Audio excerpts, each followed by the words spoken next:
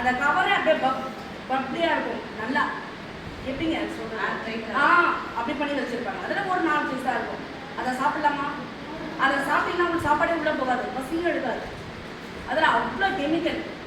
நாளையிலேருந்து யாருமே உள்ளே வரக்கூடாது. இந்த பேக்கெட் ஐட்டம்ஸ் குர்குரே லேஸ் எல்லாம் என்ன பண்ணக்கூடாது, உள்ளே வரக்கூடாது. கவனிக்கிறீங்களா? லிசன்மா, LKG UKG children, Lay's Kurkure நாளையிலேருந்து உள்ளே வரக்கூடாது. புரியுதா? பேக் எல்லாம் செக் பண்ணி தான் அனுப்புவோம் உள்ள. சரியா?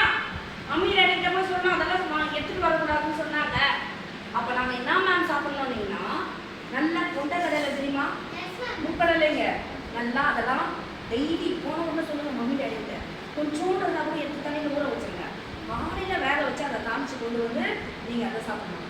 அவ்வளோ ஸ்ட்ரென்த்து. சரியா? இந்த மாதிரி உச்ச உருண்டை சாப்பிட்லாம், முக்கடலை சாப்பிட்லாம், பஜ்ஜி, கடலை உருண்டை, கடலா உருண்டை, பொரி